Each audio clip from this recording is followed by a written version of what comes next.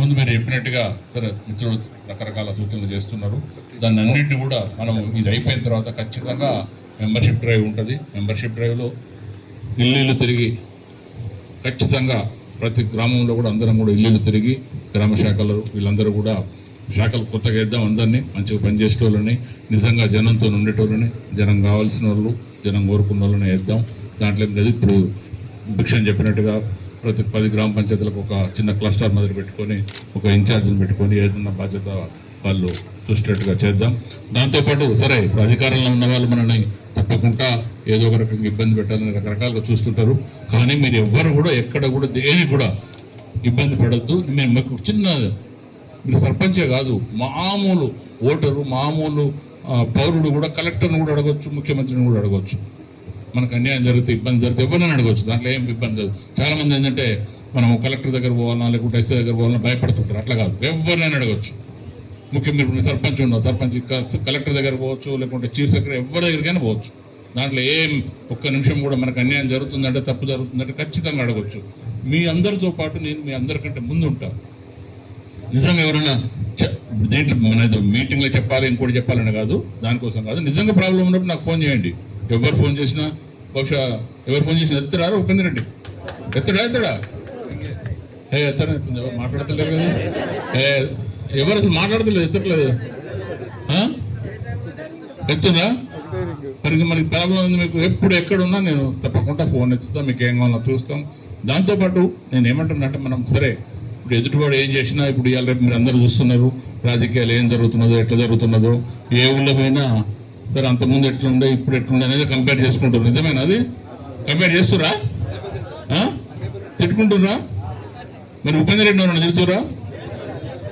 తిడుతూ చెప్పండి, దాన్ని తప్పకుండా మనం కూడా సరి చేసుకుందాం, ఏం ఇబ్బంది ఏం లేదు.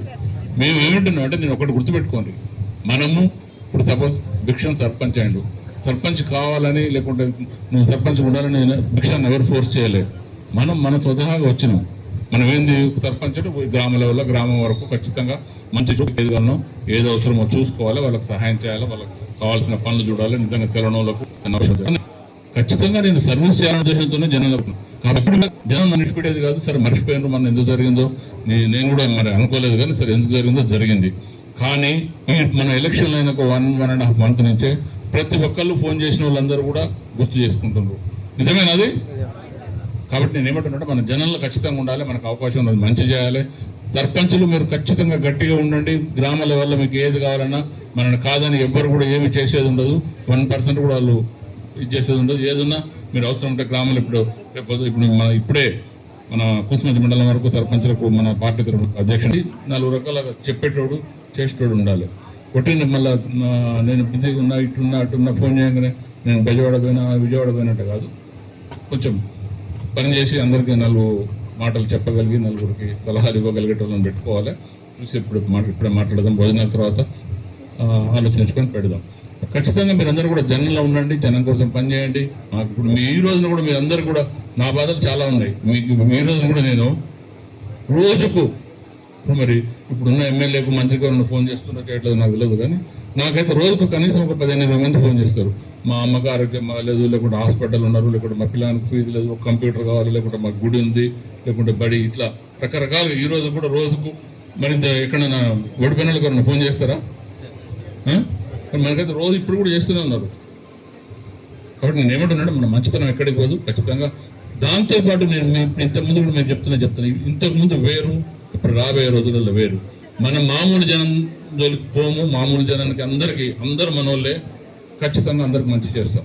కానీ ఇప్పుడు ఎవరైతే అతిథి చేస్తున్న లీడర్లు ఉన్నారో, ఒకళ్ళు 2 మండలంలో 2-3 ఉన్నారు అనుకో, వాళ్ళని మాత్రం ఖచ్చితంగా విడిచిపెట్టాను. ఖచ్చితంగా వాళ్ళకి ఏందో చూపిస్తాను. ఇంతకుముందు వేరు, ఇప్పుడు వేరు. ఖచ్చితంగా ఎవరైనా ఈరోజు లీడర్ని అతి చేసే లీడర్ని మాత్రం 1% కూడా విడిచిపెట్టాము.